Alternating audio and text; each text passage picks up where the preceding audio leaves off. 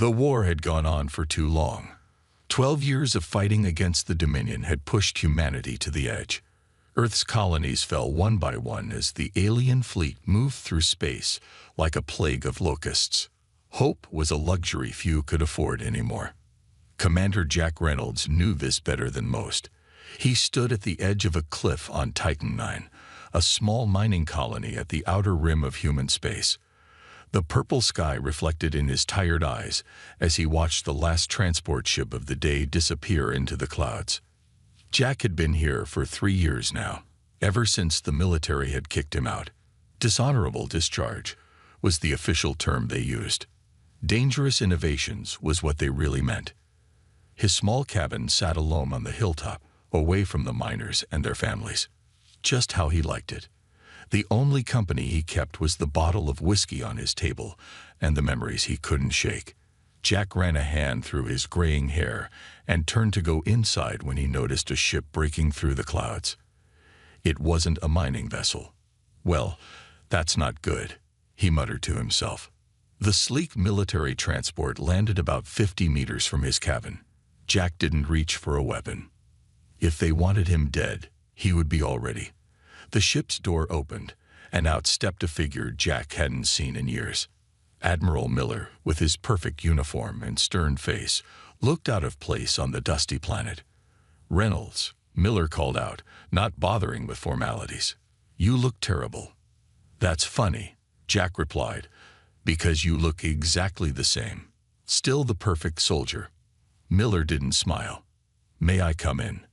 Jack shrugged and led the way into his simple cabin. He didn't offer the Admiral a drink or a seat. "I'll get straight to the point," Miller said, standing stiffly in the middle of the room. "We're losing the war. Tell me something I don't know. The Dominion has new ships. Faster, stronger. They've pushed us back to the inner colonies. Mars fell last month." Jack felt a twist in his gut. Mars was where he had grown up. "So what? You came all this way to give me bad news.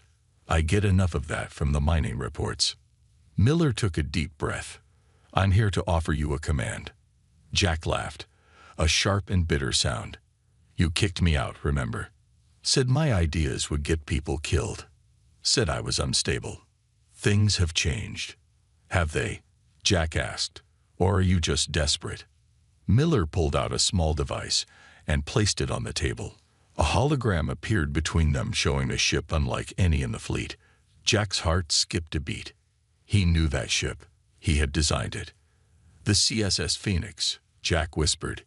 "Yes," Miller confirmed. "Your ship." "That's impossible. The Phoenix was scrapped. I saw the reports." Miller's face remained unreadable. "Officially, yes. The Phoenix doesn't exist. It never did." Jack stared at the hologram, at the sleek lines and unique configuration. It was exactly as he had designed it, but with some modifications he didn't recognize. Someone finished it, Jack realized, against orders. "We don't know who," Miller admitted. 3 months ago, it just appeared in a military dock. Fully built, systems online. The records showed nothing. It's like a ghost. Jack circled the hologram, studying the ship from all angles. The Phoenix had been his life's work, a revolutionary design with advanced stealth technology and adaptive systems that could learn from each engagement. The military had shut it down, calling it too unpredictable, too dangerous. "You want me to command a ghost ship," Jack said flatly. "I want you to command your ship," Miller corrected.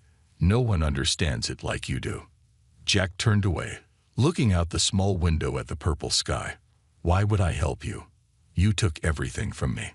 Because if we lose this war, there won't be anything left for any of us." Miller's voice softened slightly. "And because I know you, Reynolds. You didn't design the Phoenix to sit in a scrapyard." Jack was quiet for a long moment. The Phoenix had been more than a project to him. It represented everything he believed about warfare. That adaptability would always triumph over brute force. That sometimes you had to break the rules to survive. "Who else knows about this?" Jack finally asked. "Just a handful of top brass. Officially, the Phoenix doesn't exist, and neither will your mission. If you're caught, we'll deny everything." Jack laughed again, but this time without the bitterness. "So I'm expendable." "We're all expendable in this war," Miller replied. "But with the Phoenix, you might actually make a difference." Jack stared at the hologram for another long moment. Then he looked at the small cabin that had been his prison for 3 years. What did he have to lose? "I'll need to pick my own crew," he said. Miller nodded, within reason. "No," Jack shook his head firmly. "My ship, my crew. No compromises." The admiral and the disgraced commander locked eyes in a silent battle of wills. Finally, Miller nodded again. "Fine. But I want results, Reynolds." "You'll get them." Jack looked back at the hologram, a spark returning to his eyes that had been missing for years. "When do we leave?" "Now," Miller said. "Pack whatever you need. The Phoenix is waiting in orbit." As Jack gathered his few belongings, a thought struck him. "You said you don't know who finished building it." Miller shook his head. "That's the biggest mystery. The security systems were bypassed by someone with intimate knowledge of our protocols. The work was completed in secret, right under our noses. Whoever did it disappeared without a trace." Jack shouldered his bag, a slight smile on his face. "Then I guess that's the first mystery we need to solve." The trip to orbit was quick and silent. Jack watched as Titan 9 grew smaller beneath them, the purple cloud swallowing the mining colony. He wasn't sad to leave it behind. When they docked with the larger ship that would take them to the Phoenix's hidden location, Jack felt a strange sensation in his chest. Anticipation, maybe.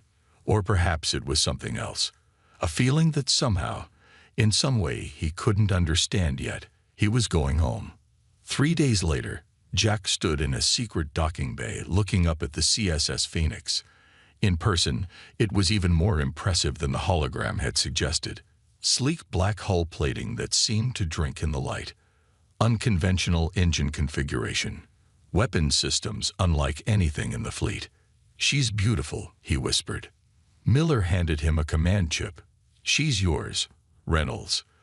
Try not to start another war."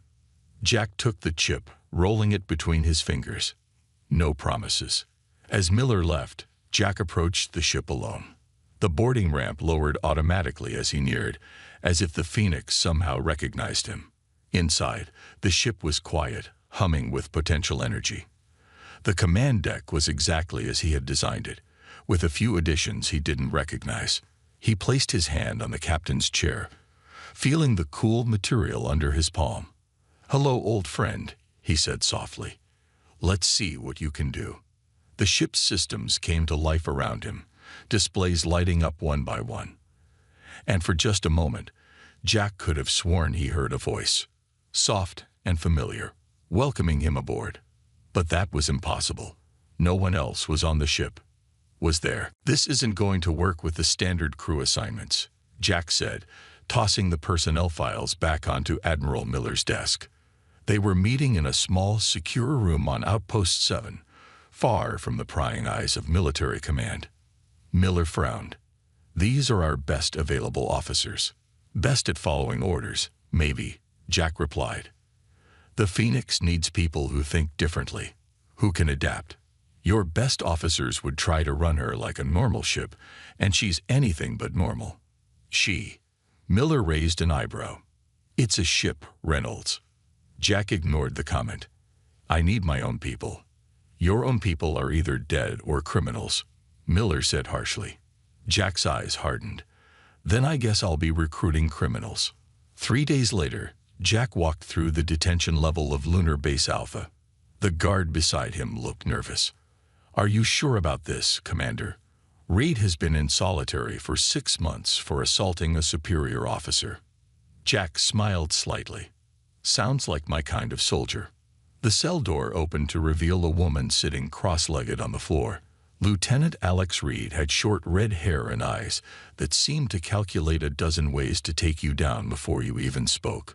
She didn't stand when they entered. "Lieutenant Reed," Jack said. "I'm Commander Reynolds." "I know who you are," she replied, voice calm but with an edge. You're the guy who designed weapons systems that scared our own military. Then they kick you out. That's a simplified version, but essentially correct. Jack nodded to the guard to leave them alone. Once the door closed, he continued, I'm putting together a crew for a special mission. Interested in getting out of this cell. Reed finally looked up at him properly. Depends. What kind of mission? The kind that doesn't officially exist. On a ship that doesn't officially exist. A small smile appeared on Reed's face. Now that does sound interesting. By the end of the week, Jack had gathered 3 more crew members. Dr. Morgan Gray was found working in a remote research facility after being banished from the main fleet for her controversial theories about human-machine integration. She was tall and thin, with silver streaks in her dark hair despite being only in her 30s. Your papers on cybernetic consciousness were fascinating, Jack told her when they met. Morgan's eyes lit up. You've read my work. The military tried to bury it. I make it a point to read what the military tries to bury, Jack replied. It's usually the most important stuff. Engineer Tom Wright was harder to track down. He'd been court-martialed for borrowing military equipment to modify his own designs. Jack finally found him working under a false name at a shipyard on Europa. They say you can fix anything, Jack said, watching the stocky man with grease-stained hands work on an engine. Tom didn't look up. They say a lot of things about me. Most of them aren't flattering. I don't need flattering. I need someone who can think on their feet when systems start failing in the middle of a battle. Tom finally looked up, curiosity in his eyes.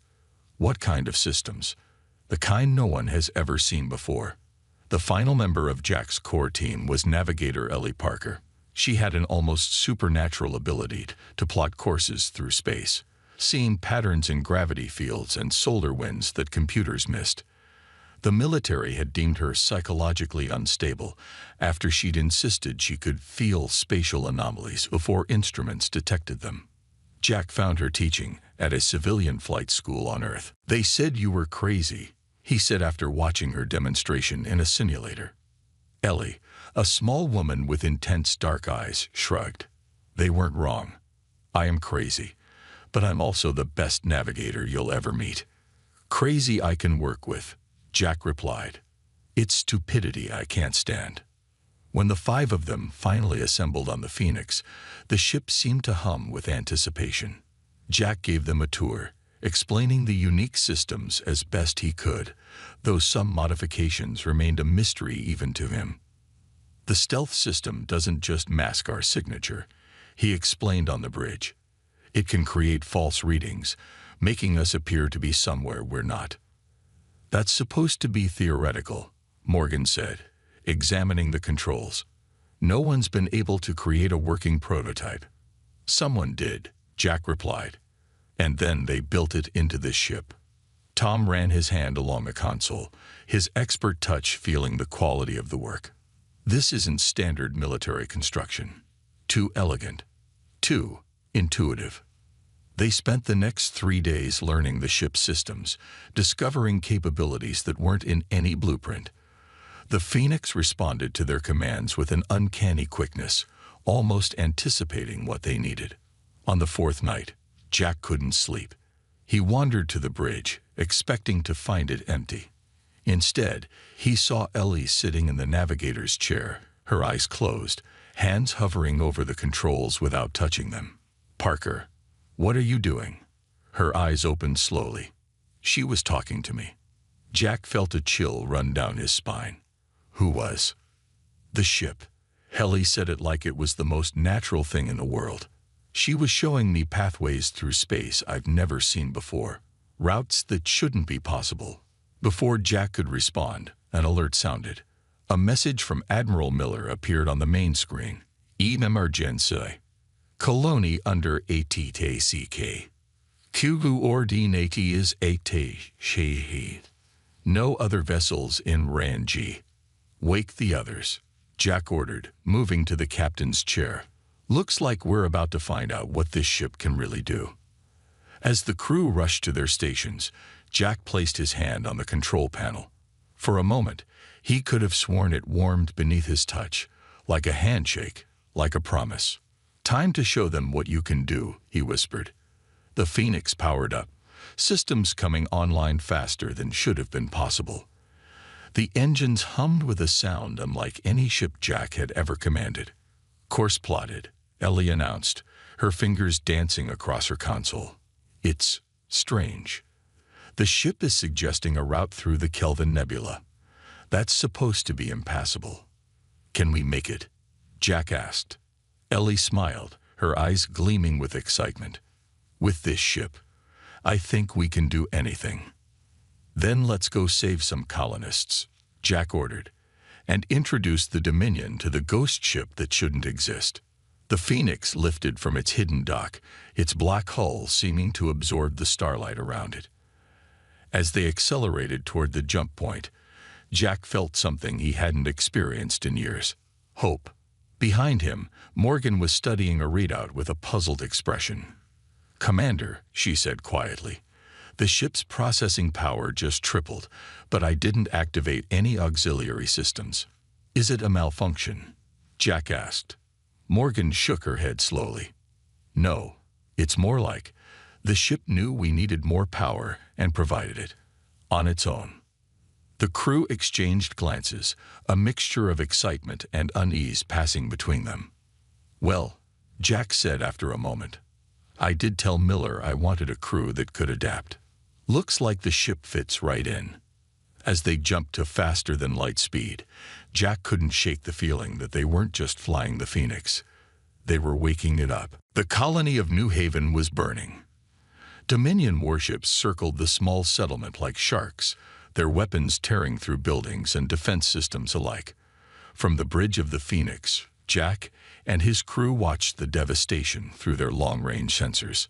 5 Dominion cruisers, Alex reported from the weapons station, plus about a dozen fighter craft. The colony's defenses are almost gone.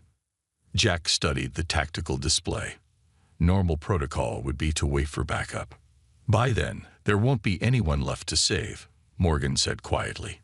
Jack nodded. "Exactly. So we're going to try something that isn't in any manual." He turned to Ellie at the navigation console. "That impossible route you mentioned. Can you get us behind that moon without the Dominion seeing us?" Ellie's fingers danced across her controls. "The ship's already plotting the course. It's like she knew what you were going to ask." "Tom," Jack called to his engineer, "I need everything you can give me on the stealth systems." Tom grinned.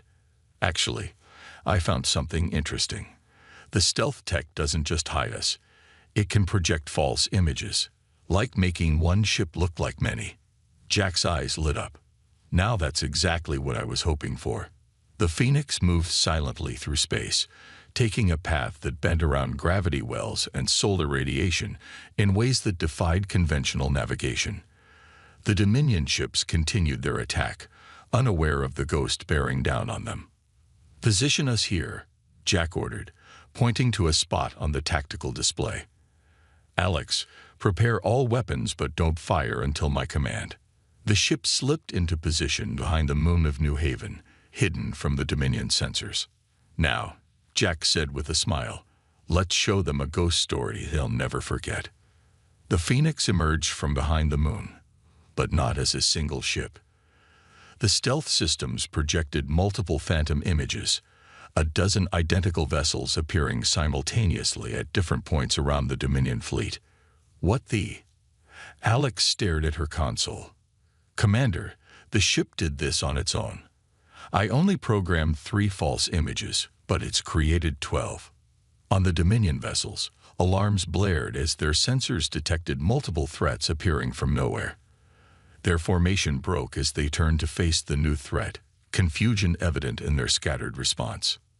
"Now, Alex," Jack ordered, "target their lid ship." The Phoenix's weapons were unlike anything in the human fleet. Instead of conventional energy beams, they fired concentrated pulses that phased in and out of normal space, passing through shields as if they weren't there. The lead Dominion cruiser shuddered as the shots hit its engines, disabling it instantly. "How is that possible?" Morgan whispered, watching the data stream across her console. Those shields should have stopped our attack. The weapons are shifting phase just before impact, Tom explained, his voice filled with wonder. They're bypassing the shields entirely. The Dominion fleet fired back, but their shots passed harmlessly through the phantom images. The real Phoenix was already moving, its position masked by the confusion of multiple targets. They can't tell which one is real, Ellie laughed. Their targeting systems are going crazy.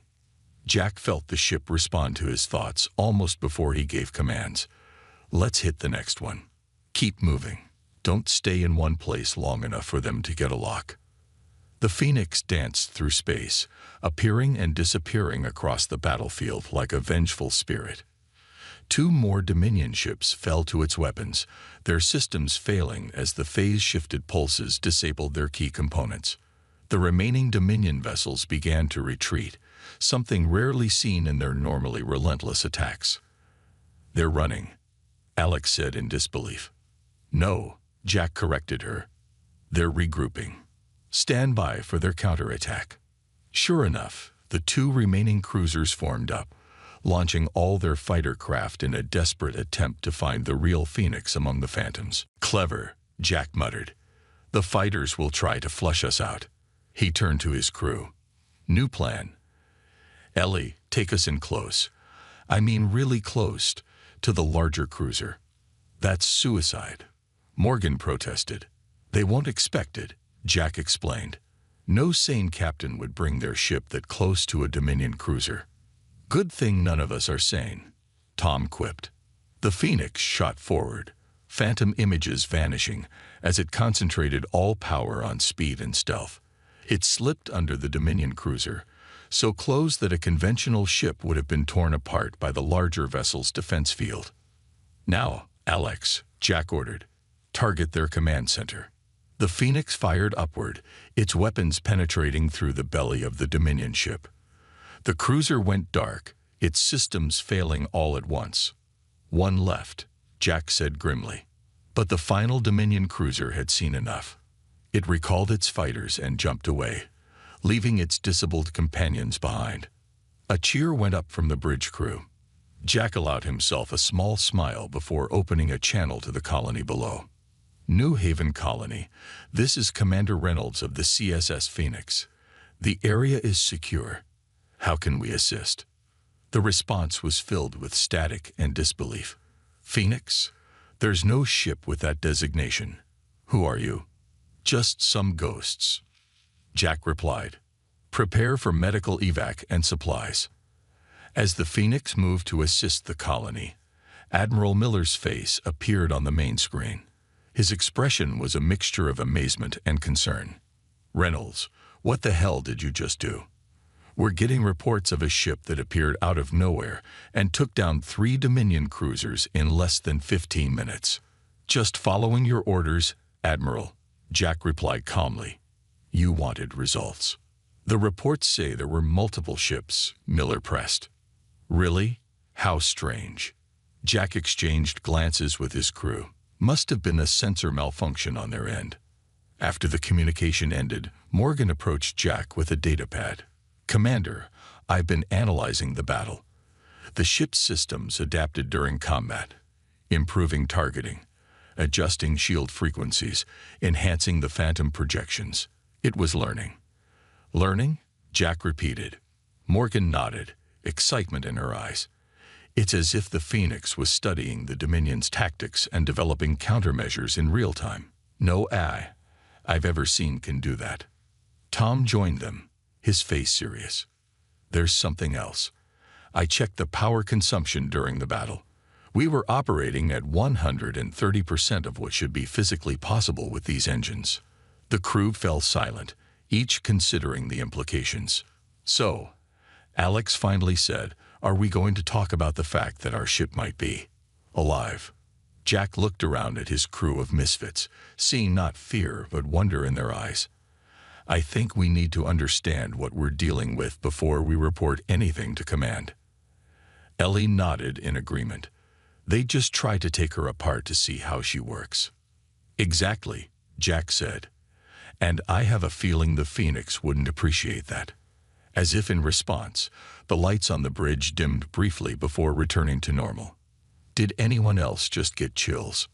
Tom asked. Jack placed his hand on the captain's chair, feeling that strange warm response again.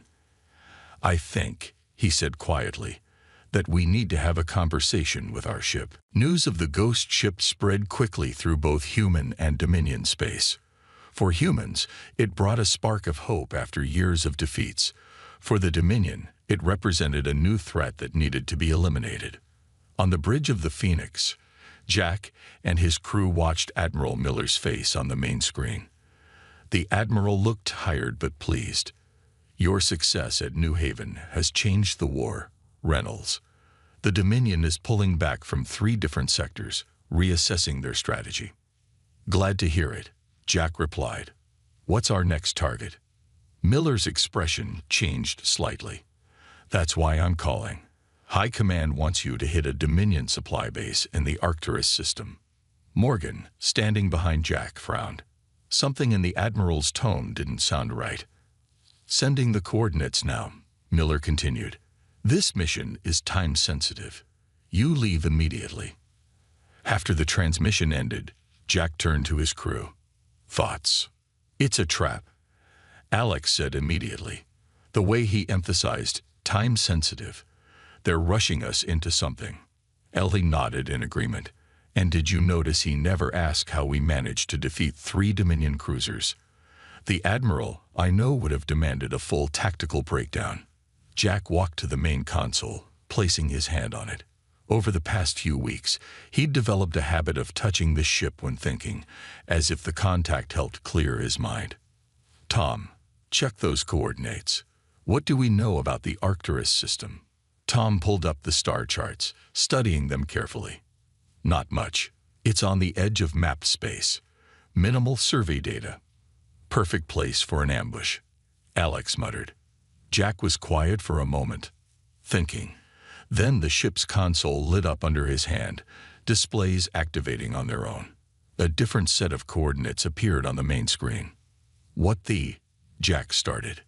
The ship is showing us something, Morgan said, moving closer. These aren't the coordinates Miller sent. The new coordinates pointed to a small facility hidden in an asteroid field near Arcturus, but not at the location Miller had specified. Is this the real target? Jack wondered aloud. The ship's lights pulsed once, almost like a nod. I think that's a yes, Ellie said with a small smile. Jack made his decision. Set course for these new coordinates, but let's approach carefully. If Miller is setting us up, there might be others involved too. The Phoenix slipped through space, its stealth systems fully engaged. When they reached the asteroid field, they maintained distance, using the ship's advanced sensors to scan the area. I'm picking up a hidden facility, Alex reported.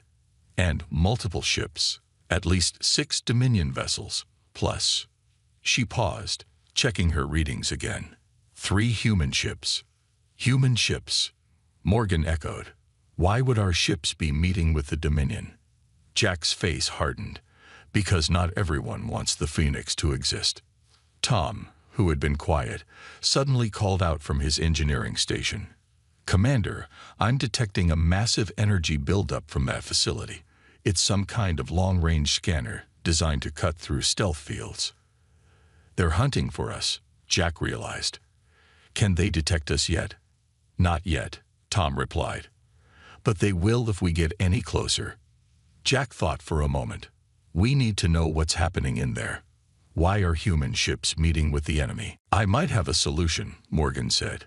The ship's sensor drones. They're small enough to slip past their detection grid. Do it, Jack ordered.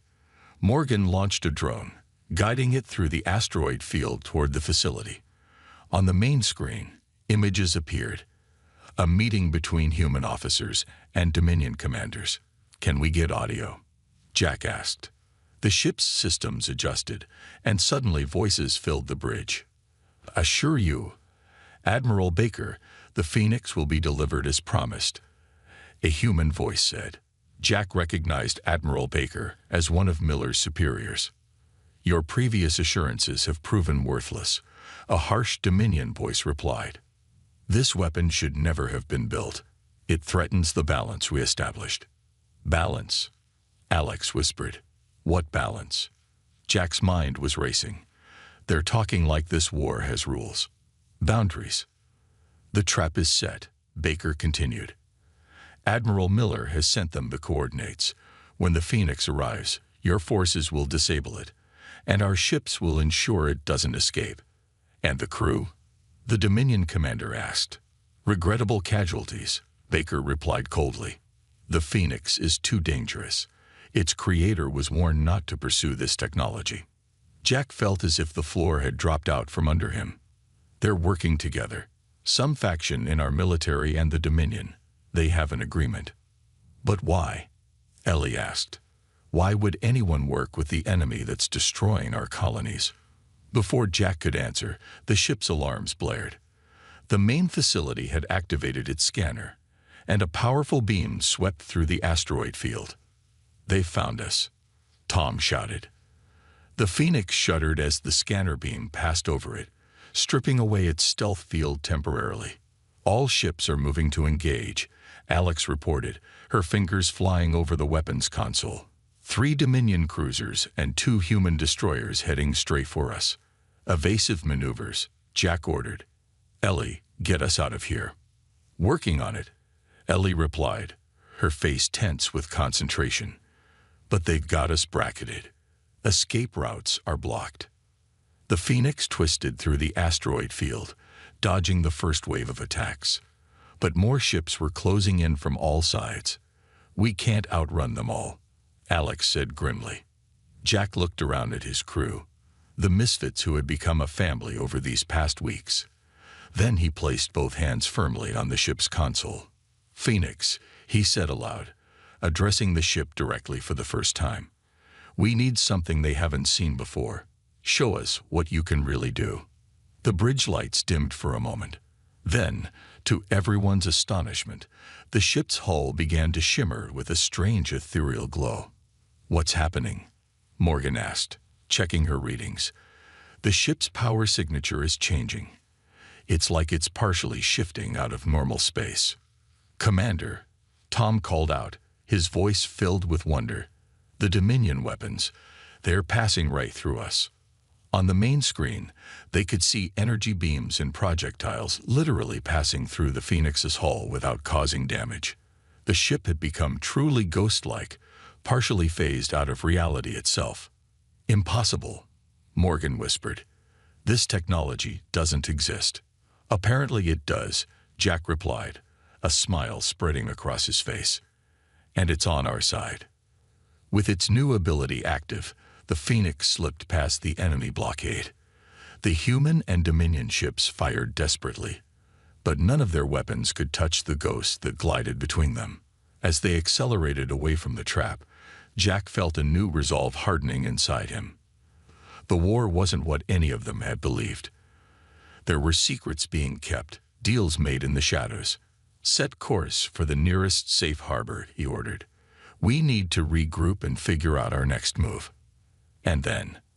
Alex asked. Jack's eyes were determined. Then we find out who really built this ship, what they knew, and why parts of our own military are working with the enemy. As the Phoenix disappeared into the depths of space, Admiral Baker's voice came through their communication system one last time. Reynolds, you have no idea what you're involved in. Return the Phoenix now, or you'll be hunted by both sides of this war. Jack cut the transmission. Too late, he said quietly. The hunt has already begun, but they might find that catching a ghost is harder than they think. 2 weeks after escaping the trap at Arcturus, the Phoenix hovered at the edge of an abandoned mining station in the Oort cloud, far from any military patrols. Jack sat alone on the bridge, staring at the stars. The rest of the crew was sleeping, except for Tom, who was running maintenance checks in the engine room. I know you're more than just a ship, Jack said quietly. I think it's time we talked. For a moment, nothing happened. Then the main screen flickered to life. Words appeared. I've been waiting for you to ask.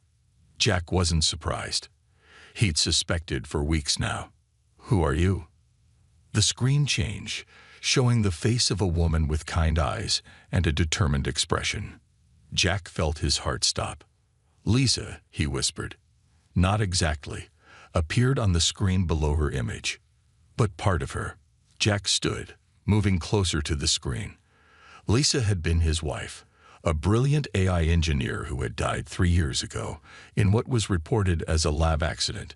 Her death had sent him into the spiral that ended with his discharge from the military.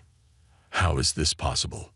The screen showed diagrams, schematics, and finally video logs of Lisa working in a secret lab. Her voice filled the bridge. "Project Phoenix, Log 47. The military shut down Jack's ship design, but they're wrong. It's our only hope against the Dominion. I've restarted development in secret, using my own resources.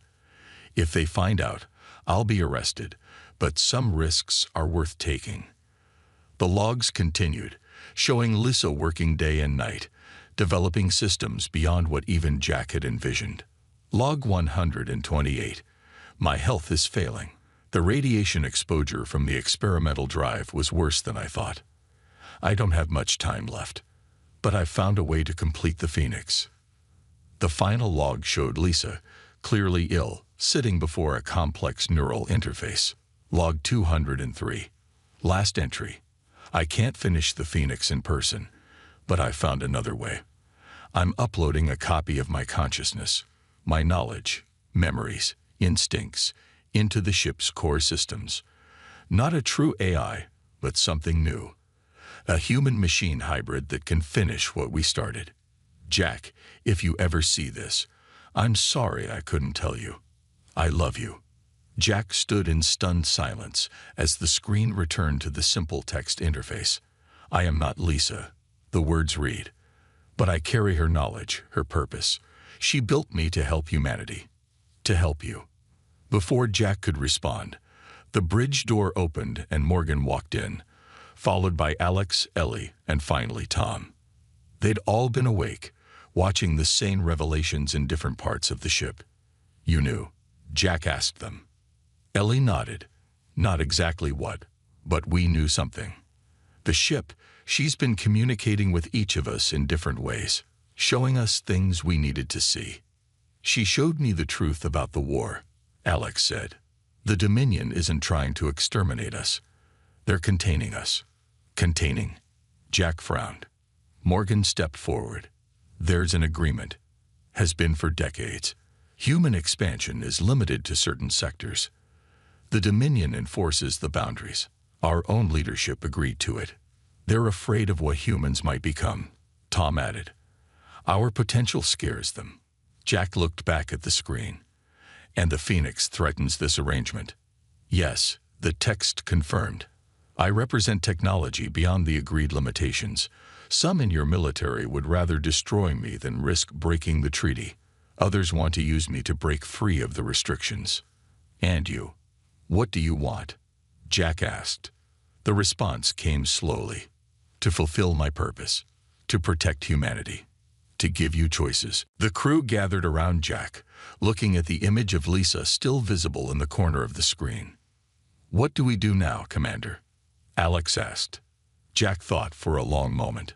Then he straightened his shoulders. "We go home." "Home?"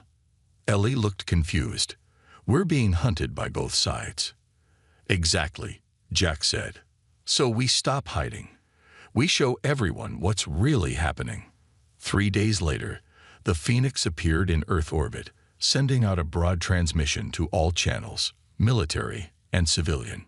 Jack stood on the bridge, facing the camera as his message went out to all of humanity. "My name is Commander Jack Reynolds.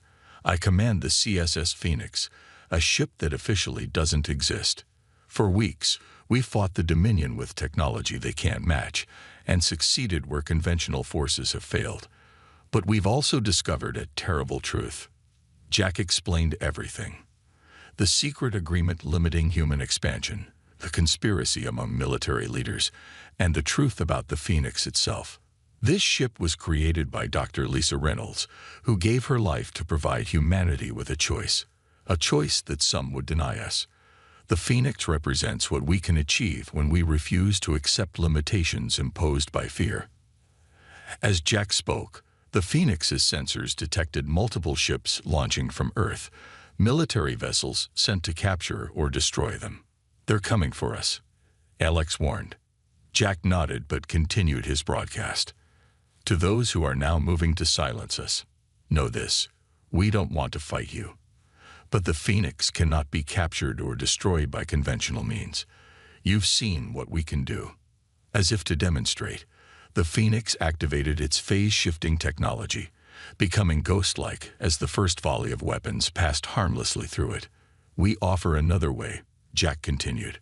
"The Phoenix's technology can be shared, not as a weapon, but as a key to the stars. Humanity deserves to grow, to explore, to reach our full potential." On Earth, millions watched the broadcast. In government offices and military bases, leaders argued over how to respond. And in space, something unexpected happened. Other ships, military vessels from Earth's fleet, began moving to position themselves alongside the Phoenix. "Commander," Ellie called out, her voice filled with wonder. "3 destroyers and a cruiser have just declared support for us. Their captains are saying they stand with the Phoenix." More ships joined, forming a protective formation around the ghost ship. Jack's message had reached people who had fought too long without hope, who had lost faith in their leaders, but were now offered a new vision. Admiral Miller's face appeared on a private channel. He looked tired but resolved. "Reynolds, do you have any idea what you've started? The Dominion will see this as a declaration of war. Real war, not the controlled conflict we've had." "Maybe," Jack agreed. "Or maybe they'll recognize that the old arrangements can't stand. Either way, humanity deserves the truth and the right to decide its own future." Miller was silent for a long moment. Then, surprisingly, he nodded. "For what it's worth, I always thought the agreement was a mistake. Good luck, Reynolds. I think you're going to need it." 1 month later, a fleet of ships gathered at the edge of the solar system. At their center was the Phoenix, no longer alone, no longer a ghost, but the flagship of humanity's new future. Based on its technology, a dozen new vessels had been quickly retrofitted with phase-shifting capabilities and improved weapons. The Dominion had responded as expected, with threats and ultimatums, but faced with a suddenly united humanity and technology they couldn't counter, they had been forced to the negotiating table instead. Jack stood on the bridge of the Phoenix, his crew at their stations. On the main screen, the words only he could see appeared. "This is what Lisa hoped for." "I know," he replied quietly. The screen shifted to show the growing fleet around them. Ships of all kinds gathering for what might be their greatest challenge or their greatest opportunity. "Phoenix," Jack said, addressing both the ship and the woman whose spirit lived within it. "Let's show them what humanity can really do." As the fleet moved forward, the Phoenix led the way. A ship that shouldn't exist, changing the course of history. A ghost made real, turning the page to a new chapter for all of humanity.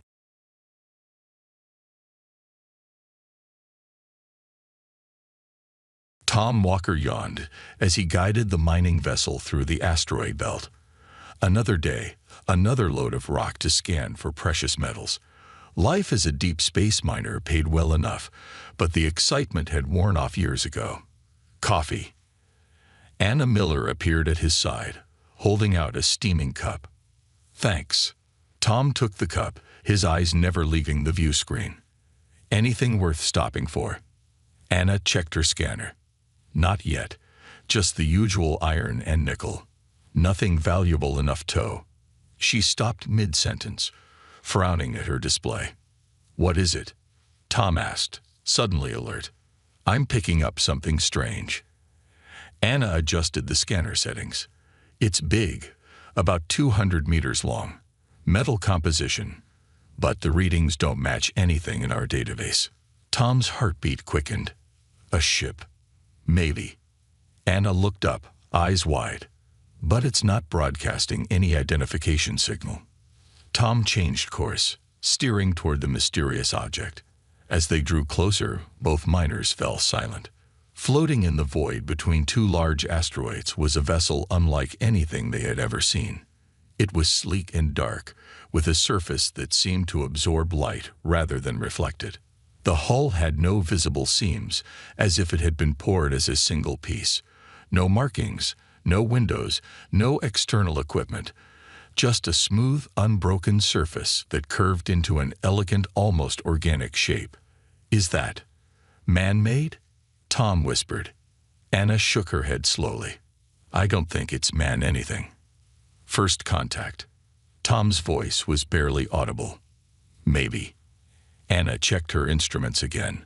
"No life signs that I can detect." Tom activated the ship's communication system. "Unknown vessel. This is mining ship Aurora. Do you copy?"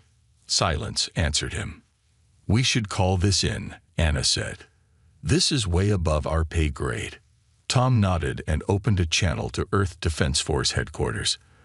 Within minutes, they received orders to maintain position and wait for an EDF vessel to arrive. 6 hours later, the EDF cruiser Sentinel dropped out of faster-than-light travel nearby. Captain James Reed wasted no time in hailing the miners. "Aurora, this is Captain Reed of the EDF Sentinel. We're taking over from here. Good work finding this, whatever it is." Tom's voice came back over the comm. "Captain, this thing is like nothing I've ever seen. It's just been sitting there. No movement, no signals." "We'll handle it from here," Reed assured him. "Stand by for retrieval of your sensor data." After downloading all information from the mining vessel, Reed ordered the Aurora to maintain a safe distance while his team investigated. "Dr. Jones, what do you make of it?" Reed asked his science officer. Dr. Linda Jones studied the scans with fascination. "It's definitely artificial, but the material composition is impossible. The alloy doesn't match anything in our database, and there are energy readings from inside, but I can't identify the source." "Life signs?" Reed asked.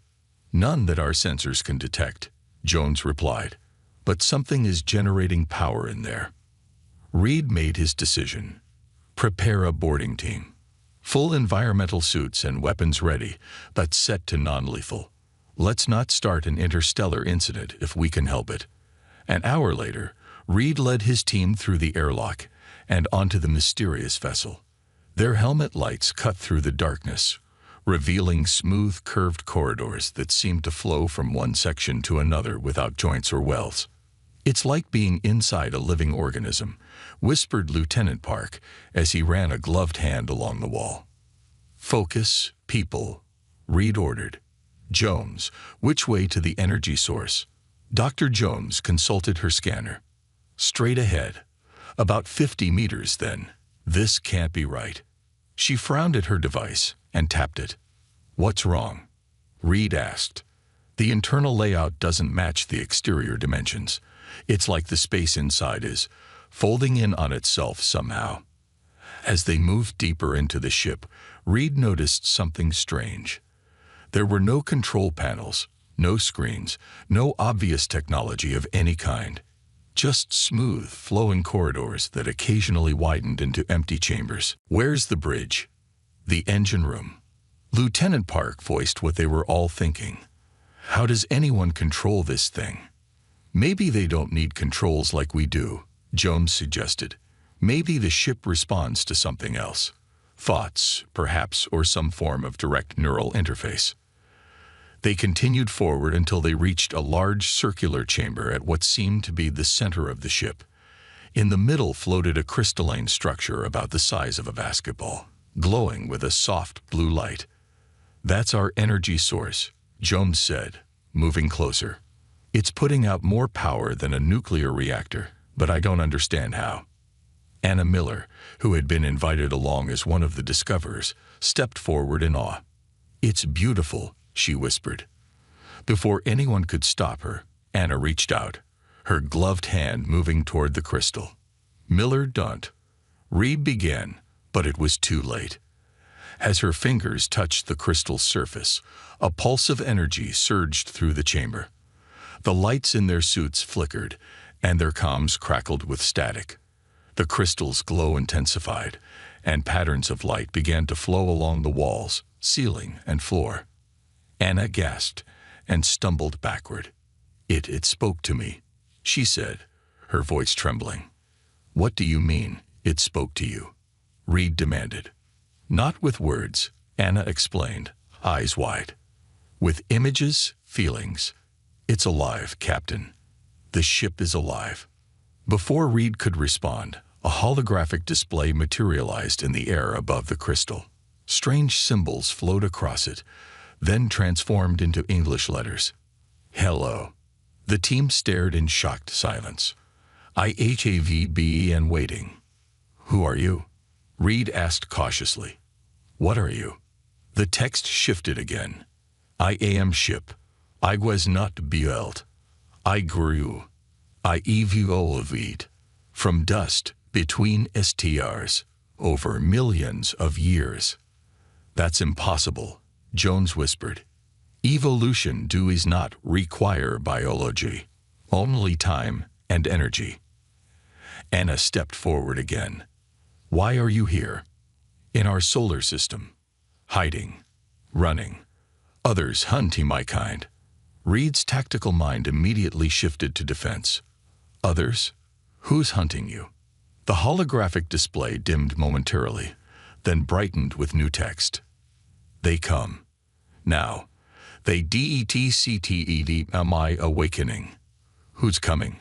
Reed demanded. "Empire. VX Imperium. They destroy all they cannot control."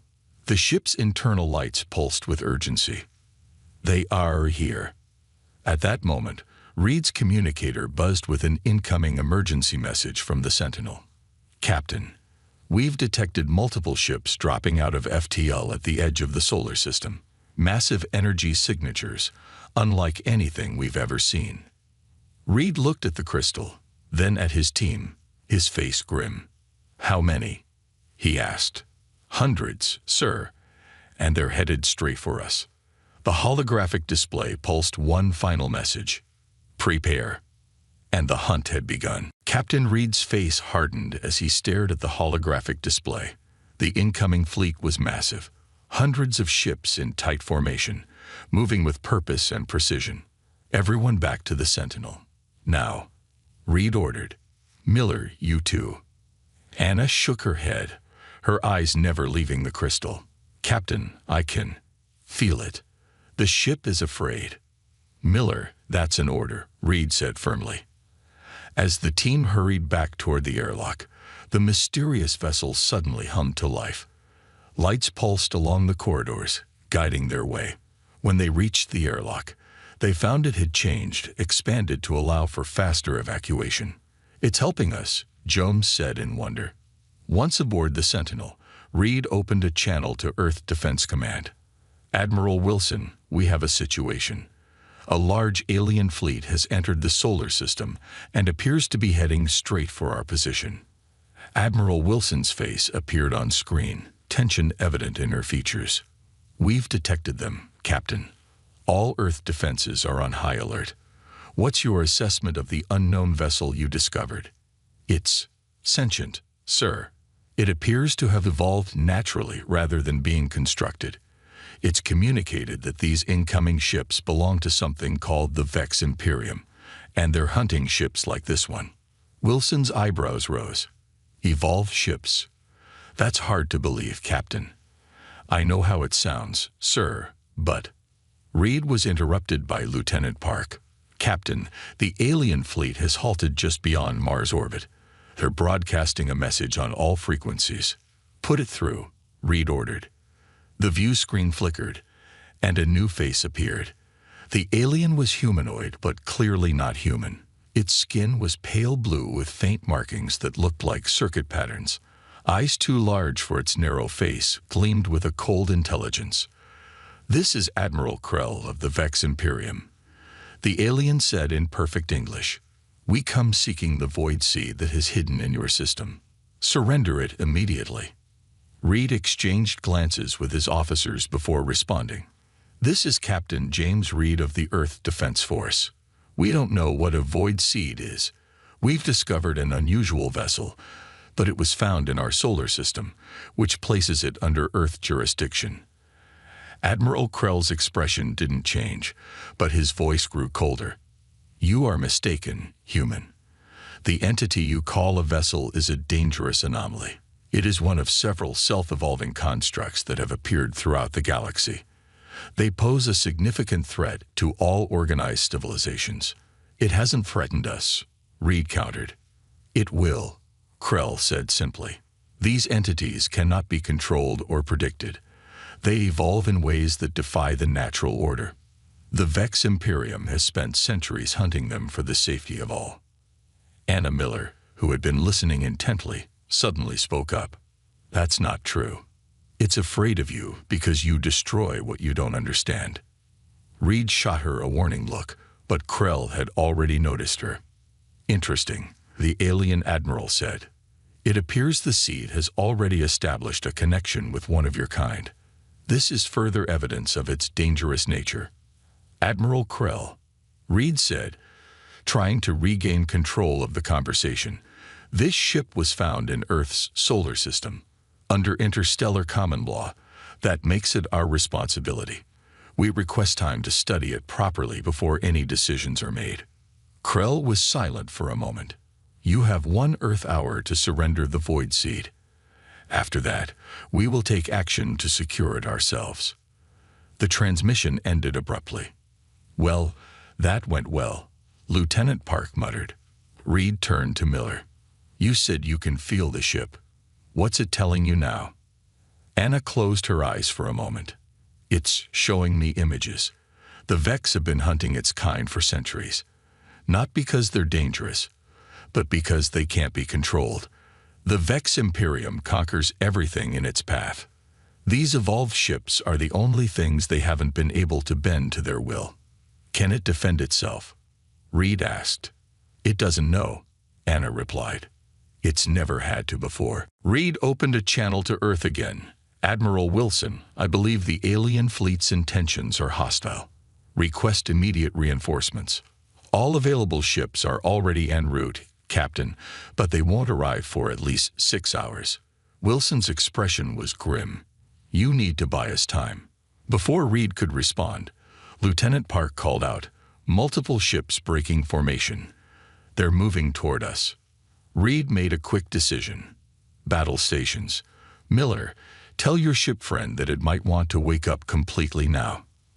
Anna closed her eyes, concentrating on her connection to the mysterious vessel. It understands. It's doing something. Outside, the sleek black ship began to change. Its surface rippled like water, and sections of the hull reconfigured themselves. It moved away from the Sentinel, positioning itself between the Earth ship and the approaching Vex vessels. The lead Vex ship fired a brilliant beam of energy. It struck the evolved ship directly, but instead of damaging it, the beam seemed to be absorbed into its surface. Incredible, Jones whispered, watching the readings on her console. It's not just absorbing the energy, it's using it. The evolved ship began to glow with a soft blue light, the same color as the crystal at its core. Then, without warning, it released a pulse of energy that spread outward like a ripple in a pond. When the pulse reached the Vex ships, they simply stopped. Their weapons powered down, and they drifted, seemingly lifeless. What just happened? Reed asked, stunned. It disabled them somehow, Jones replied, checking her readings. Not destroyed. Just turned them off. Admiral Krell's face appeared on the view screen again, his calm demeanor now replaced with barely controlled rage. This is your final warning. The seed has revealed its true nature. It cannot be reasoned with or controlled. It defended itself against your attack, Reed pointed out. It didn't destroy your ships when it could have. You understand nothing, Krell hissed. This is merely the beginning of its evolution. Once fully awakened, it will consume your world as it has others. Anna stepped forward. That's a lie. It's showing me the truth. The Vex are the destroyers. They've conquered hundreds of worlds, enslaved countless species. Krell's eyes narrowed. You have made your choice then. The transmission cut off. Moments later, the main Vex fleet began to move. Not just a few ships this time, but hundreds, all heading directly toward Earth. They're bypassing us completely, Park reported, heading straight for the planet. Reed watched in horror as the massive alien armada accelerated toward his homeworld. Earth's orbital defenses were substantial, but nothing that could stand against a force of this size. Miller, he said quietly, ask your friend if it has any more tricks up its sleeve. Anna looked at him, her eyes wide with a mix of fear and determination. It says it does, but it needs me with it. She gestured toward the mysterious ship floating outside. On board. Reed hesitated only a moment before nodding. Go, and for God's sake hurry. As Anna prepared to transfer back to the evolved ship, the first wave of Vex vessels reached Earth's outer defense perimeter. Bright flashes lit up space as the battle began. The fate of Earth now rested in the hands of a mining technician and a ship that no one built. Anna floated through the airlock of the evolved ship, her heart pounding. The moment she stepped inside, the walls pulsed with soft blue light, as if welcoming her back. I'm here, she whispered. What do you need me to do? No words appeared this time.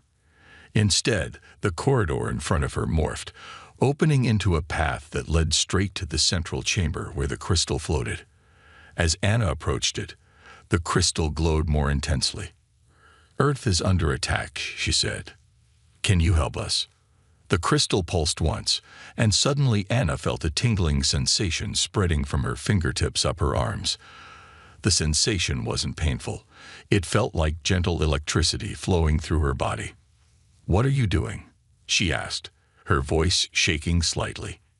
Images flashed through her mind. Stars being born, dust gathering over millions of years, slowly forming into complex structures.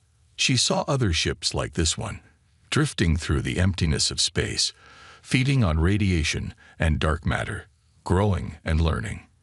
You want me to understand you, Anna realized. The crystal brightened in confirmation. More images came. The Vex ships hunting down the evolved vessels, capturing some, destroying others. She felt the ship's fear, its loneliness, and its hope when it found Earth's solar system, a place to hide, to rest. Then, without warning, Anna felt herself moving toward the crystal. Not physically. Her body remained in place, but her consciousness seemed to be drawn into the glowing object. For a brief moment, she panicked, but then a sense of calm washed over her. She wasn't being absorbed. She was being connected. Oh, she breathed as understanding flooded her mind. You need a partner. Through their new connection, Anna understood that the ship, which she instinctively named Phoenix, couldn't reach its full potential alone. It had evolved to work in harmony with a conscious mind, to form a symbiotic relationship that benefited both. With sudden clarity, Anna knew what to do. She opened herself fully to the connection, and Phoenix responded immediately. Outside, the ship transformed. Its smooth black surface rippled and shifted, extending outward to form a perfect sphere around itself and the Sentinel. As the sphere completed, the first wave of Vex weapons fire hit it, and dissipated harmlessly. On the Sentinel's bridge, Captain Reed watched in awe as the mysterious shield protected them. What's happening? He asked Dr. Jones. She shook her head, staring at her readings. It's creating some kind of energy field that's absorbing all incoming attacks. But that's not all. She looked up at Reed, her eyes wide. The field is expanding. It's growing to encompass Earth's orbit. Reed watched the tactical display as the shield spread outward at impossible speed, soon covering the entire planet and its orbital defenses. The Vex weapons fire continued, but none penetrated the shield. His communication console beeped. Captain Reed, came Anna's voice, sounding strangely distant. Phoenix and I are buying you time. Phoenix, Reed questioned. The ship, that's its name now. Listen carefully. Phoenix can't hold this shield forever. We need to understand more about what we're facing. Reed nodded, though Anna couldn't see him. What do you need from us? Send Dr. Jones and Tom Walker over. And bring every scientist Earth can spare. We have work to do. 3 days later, Earth's greatest scientific minds had transformed the Sentinel into a floating research station. In the center of it all was Phoenix, with Anna serving as its voice and interpreter. Dr. Robert Green, Earth's leading xenobiologist, stared at the holographic display showing Phoenix's internal structure. "It's nothing like our technology," he said. "It doesn't use weapons as we understand them. It manipulates the fundamental forces of physics." Tom Walker, who had been working alongside the scientists, pointed to a section of the display. "Look here. The ship's outer layer isn't just armor. It's like a sensory organ. It can feel changes in gravity, radiation, even quantum fluctuations." Dr. Jones nodded excitedly. "And it adapts. See how its molecular structure has changed since the Vex attack. It's evolving in response to the threat." Captain Reed, who had been listening silently, finally spoke. "That's all fascinating, but can it help us fight the Vex? That shield won't hold forever." As if on cue, the lights dimmed briefly, and Anna entered the room. Everyone turned to look at her. There was something different about her now. A quiet confidence, an otherworldly awareness in her eyes.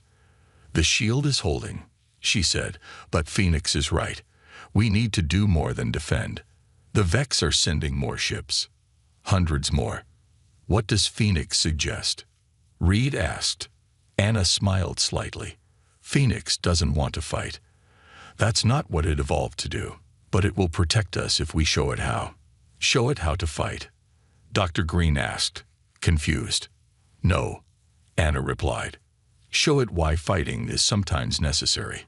It needs to understand humanity, our history, our struggles, our will to survive despite overwhelming odds." Reed nodded slowly. "So we need to educate it." "Yes," Anna said. "And it will educate us in return." Over the next few days, while the Vex fleet gathered beyond the shield, the scientists and military personnel worked tirelessly. They fed Phoenix information about Earth's history, culture, and scientific achievements. In return, Phoenix shared its knowledge of the cosmos, secrets of physics and energy that humans had barely begun to understand. Through Anna, they learned that Phoenix was one of many cosmic entities that had evolved naturally in the void between stars. These beings were rare, perhaps only a few dozen in the entire galaxy, and most kept to themselves, drifting through the emptiness, observing but never interfering. Phoenix was different. Younger than the others, more curious, it had come too close to inhabited worlds and attracted the attention of the Vex Imperium. When the Vex tried to capture it, Phoenix fled, eventually finding its way to Earth's solar system. The Vex wanted to study it, Tom said during one briefing session, to learn its secrets and use them for their conquests. Anna nodded. They've captured one of Phoenix's kind before. Everything they know about faster-than-light travel, energy weapons, shield technology. It's all stolen from an evolved ship they captured centuries ago. Reed's expression hardened. So they're not just conquerors. They're thieves too. Yes, Anna confirmed. And they're afraid of Phoenix because they can't control it like they did the other. That ship was damaged, weakened. Phoenix is at full strength. And now, she paused, looking around at the humans gathered before her. Now it has us. Dr. Green leaned forward. What happens next, Anna? The Vex aren't going to wait forever. Anna's eyes seemed to glow momentarily with the same blue light as Phoenix's crystal. We stop running. We face them. Reed studied her carefully. How? Even with this shield, we're still outgunned. Not anymore, Anna said with quiet confidence. Phoenix has been learning, adapting. It's ready to show the Vex something they've never seen before. What's that? Tom asked. Anna's smile was both beautiful and terrible. What happens when an evolved ship chooses to fight back? The warning came at dawn. Earth's long-range sensors detected a massive surge of energy as hundreds of new Vex ships dropped out of faster-than-light travel, joining the fleet already gathered beyond Phoenix's shield. Captain Reed stared at the tactical display, his face grim. They've tripled their numbers. Admiral Wilson's voice came through the comm system. Captain, our intelligence suggests they're preparing for a coordinated attack. All Earth defenses are on high alert. But honestly, she paused. If that shield fails, we don't stand a chance. Reed nodded. Understood, Admiral. We're working on a plan. He ended the transmission and turned to where Anna stood nearby, her eyes closed as she communicated silently with Phoenix. Well, Reed asked. Anna opened her eyes. Phoenix says the Vex have brought specialized weapons, the kind they used to capture the other evolved ship centuries ago. They're designed to disrupt Phoenix's molecular structure. Can Phoenix withstand them? Anna hesitated. It doesn't know. This shield is already using most of its energy. Tom Walker, who had been monitoring the Vex fleet's movements, spoke up. They're forming attack groups. Looks like they plan to hit the shield at multiple points simultaneously. Dr. Jones looked up from her console. If they break through, they'll head straight for Earth's population centers. Standard conquest tactics. Reed took a deep breath. Then we need to take the fight to them. Anna, can Phoenix do more than just defend? Before Anna could answer, the entire ship shuddered. Outside, brilliant beams of purple energy struck Phoenix's shield at 12 different points. They're testing our defenses, Tom said. Another barrage hit, stronger this time. The lights flickered, and several consoles sparked. Anna gasped, clutching her chest. Phoenix is in pain, she whispered. Reed made a quick decision. We need to move. Now, can Phoenix still fly? Anna nodded, her face pale. Yes, but... Then let's get out of orbit. Draw them away from Earth. Anna closed her eyes again, communing with the ship. After a moment, she nodded. Phoenix agrees. The shield surrounding Earth began to shrink, pulling back to cover just Phoenix and the Sentinel, which remained docked to the evolved vessel. Then, with a burst of speed that pushed everyone against the nearest wall, Phoenix shot away from Earth, heading toward the outer solar system. As Reed had hoped, most of the Vex fleet followed, their massive ships turning to pursue the fleeing Phoenix. It's working, Reed said, watching the tactical display. They want Phoenix more than they want Earth. Anna's expression remained troubled. They're still firing those disruptor weapons. Another blast hit the shield, and this time Phoenix visibly shuddered. The smooth black hull rippled, as if struggling to maintain its shape. Anna cried out, dropping to her knees. Tom rushed to her side. What is it? He asked, helping her up. Phoenix, she gasped. It's dying. Tears streamed down her face. I can feel its pain. Those weapons are breaking it apart at the molecular level. Reed's mind raced. Can it fight back? It must have some way to defend itself. It could, Anna said quietly. But it's afraid. Afraid of what?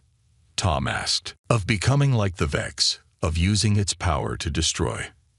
Anna looked up at Reed, her eyes pleading. Phoenix evolved to explore, to learn, to grow, not to kill. Reed knelt beside her. Anna, listen to me. Sometimes fighting isn't about destroying. It's about protecting what matters. Phoenix came to us for help, right? Well, now we need its help. Earth needs its help. Anna stared at him for a long moment, then nodded. She closed her eyes once more, her face a mask of concentration, as she communicated Reed's words to Phoenix. Outside, another volley of disruptor beams struck Phoenix's shield. This time, the shield flickered visibly, sections of it failing before reforming. We can't take much more of this, Dr. Jones warned, checking her instruments. Shield integrity is down to 43%. Reed watched the Vex fleet drawing closer, their weapons charging for another barrage. Anna, we're running out of time. Anna's eyes snapped open suddenly. glowing with the same blue light as Phoenix's crystal. "Phoenix understands now," she said, her voice overlaid with a strange harmonic. "It will fight, not to destroy, but to protect." The ship seemed to pulse beneath them, and Reed felt a strange sensation, as if reality itself was bending. Outside, Phoenix began to change. Its sleek black surface flowed like liquid, reshaping itself. The ship grew larger, extensions forming and branching out like a living thing. The blue glow intensified, no longer just coming from the crystal at its core, but from the entire structure. "What's happening?" Tom asked, staring out the viewport in awe. "Phoenix is evolving," Anna replied, her voice still carrying that strange jewel quality. "Drawing energy from nearby stars, reconfiguring itself, becoming what it needs to be." The transformation continued for several minutes while the Vex fleet held position, seemingly as stunned by the display as the humans were. When it finally stopped, Phoenix had nearly tripled in size, its form now resembling something between a ship and a vast, intricate crystal formation. "Shield integrity now at 100%, Dr. Jones reported, checking her readings with disbelief. "No, wait, 200%. That's impossible." Anna stood, her movements fluid and confident. "Phoenix wants to end this without destruction, if possible. It suggests we take a message directly to the Vex commander." Reed raised an eyebrow. "You mean surrender?" "No," Anna smiled. "Phoenix means we should go to their flagship, now." Reed shook his head. "That's suicide. They'd destroy us the moment we came within range." "They can try," Anna said simply. Before Reed could argue further, Phoenix accelerated again, this time moving so fast that the stars blurred around them. The inertial dampeners struggled to compensate, and everyone grabbed onto the nearest secure object. In seconds, they were in the heart of the Vex fleet, directly in front of a massive ship at least 10 times the size of any other vessel. Admiral Krell's flagship. "Now what?" Reed asked, looking at the enemies surrounding them on all sides. Anna walked to the center of the bridge, directly under the spot where Phoenix's crystal now extended down from the ceiling like a massive stalactite. "Now Phoenix shows the Vex what it truly means to evolve." The crystal pulsed once, twice, 3 times. Outside, a ripple of blue energy expanded outward from Phoenix in a perfect sphere, washing over the Vex ships one by one. As the energy touched each vessel, it simply stopped.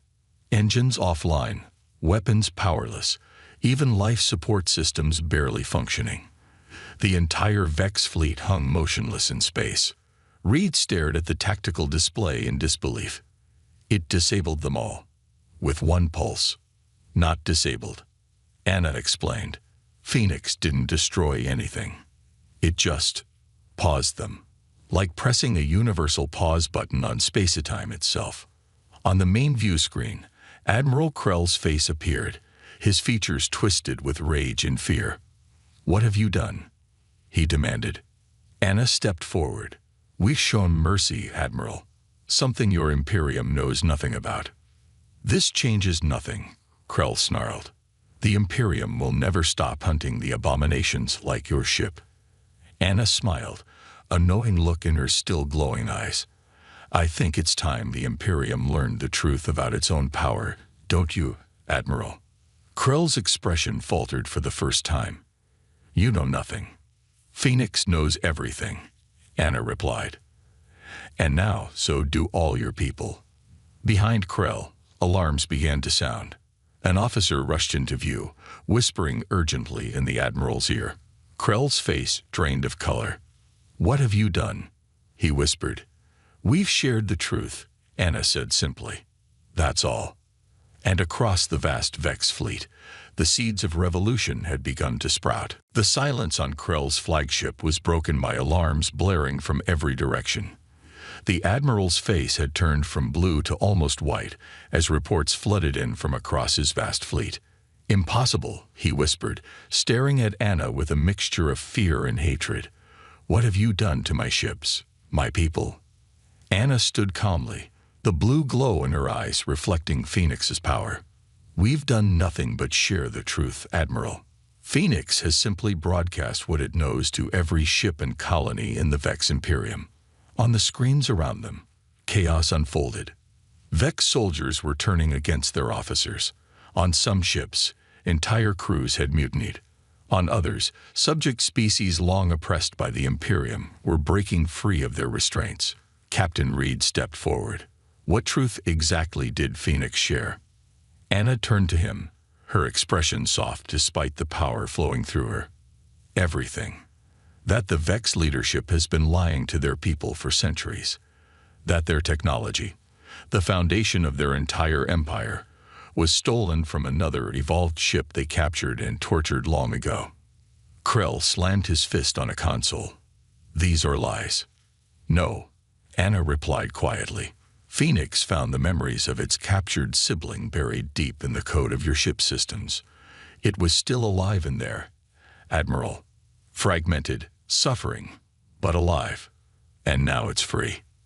On the tactical display, Reed watched as more than half the Vex fleet began to move away, breaking formation, heading in different directions. "They're leaving," Tom observed. "Where are they going?" "Home," Anna said. "To free their worlds. The Imperium was built on lies and stolen power. Now that the truth is known, it's falling apart." Dr. Jones, who had been monitoring communications, looked up in surprise. "They're requesting asylum. Dozens of Vex ships are asking Earth for protection from their own government." Reed raised an eyebrow at Anna. "Is this what Phoenix planned all along?" Anna nodded. "Phoenix doesn't destroy. It transforms, changes, evolves. And now it's helped the Vex evolve too." Krell, seeing his empire crumbling before his eyes, made one last desperate move. He pulled out a weapon and aimed it directly at Anna. "I will not allow this." Before he could fire, Phoenix pulsed once more.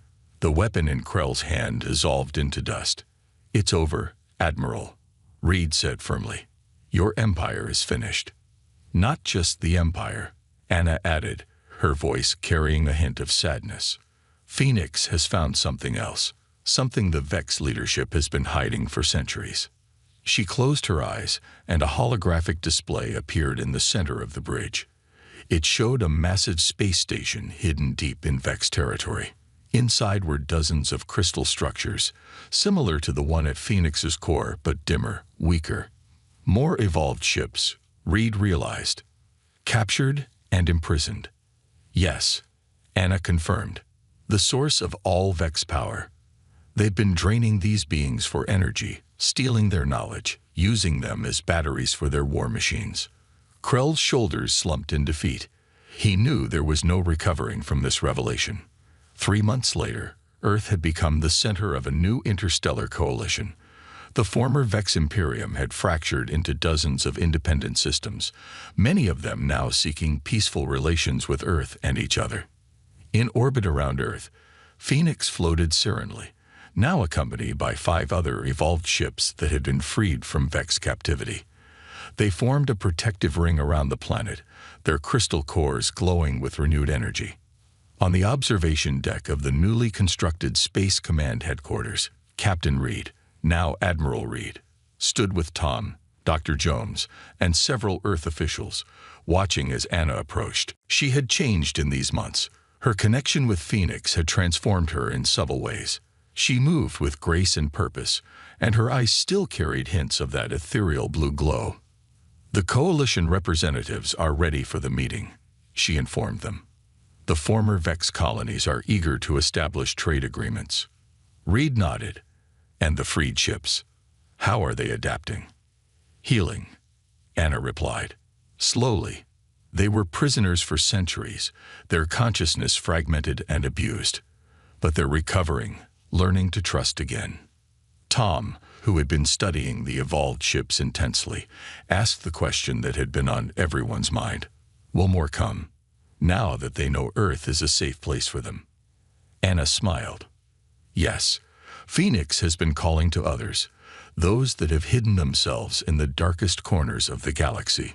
And," She paused, her expression brightening. It brought something else with it when it came here, something no one noticed until now. "What's that?" Dr. Jones asked. "Seeds," Anna replied.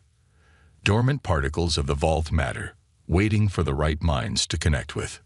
Reed's eyes widened. "You mean there could be more ships like Phoenix?"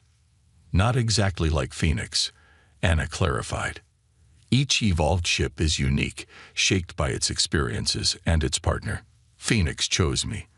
The others will choose their own partners, minds that resonate with them." "And then what?" Tom asked. Anna looked out at the stars. "Then we explore. The galaxy is vast, and there's so much to learn." The evolved ships never wanted to be weapons. They sought understanding, partnership with species that would use their abilities wisely. Dr. Jones, ever the scientist, couldn't contain her excitement. The knowledge they could share, physics, energy manipulation, space-time engineering, it would transform our civilization. It already has, Reed pointed out, gesturing to the view screen showing ships from a dozen formerly Vex-controlled worlds docking at Earth's new spaceport. 3 months ago, we were alone in the galaxy. Now we're at the center of a new interstellar community. Anna nodded. "Phoenix says this is just the beginning. The Vex used fear and force to build their empire, and it fell apart at the first challenge. What we're building is based on truth and cooperation. It will last." Tom looked thoughtful. "You know, when we first found Phoenix, I never imagined it would end like this. A ship no one built, bringing down an entire empire." "Not bringing down," Anna corrected gently. "Transforming. That's what Phoenix does, what all the evolved ships do. They don't destroy. They change things for the better." Outside, Phoenix pulsed with blue light, as if in agreement. The other evolved ships responded in kind, their lights forming a beautiful, synchronized pattern against the backdrop of stars. Reed smiled. "So what's next for you and Phoenix?" Anna's eyes gleamed. "We've been talking about that. There are more evolved ships out there, still hiding, still afraid. And there are more seeds to find, more partners to connect with." She looked at each of them in turn. "Phoenix is asking if you'd like to come with us." Reed exchanged glances with Tom and Dr. Jones. The answer was written on all their faces. "When do we leave?" he asked. Anna smiled. "As soon as you're ready." And so, as the former Vex Imperium continued its peaceful transformation, Phoenix and its human crew prepared for their next journey. The ship that no one built had not only annihilated an empire, it had helped create something better in its place. As Phoenix departed Earth orbit, its crystal core pulsing with energy and purpose, Anna felt the ship's joy resonating through their connection. This was just the beginning of a journey that would span the stars and change the galaxy forever. No one had built this ship, but together with humanity, it had built a future no one could have imagined.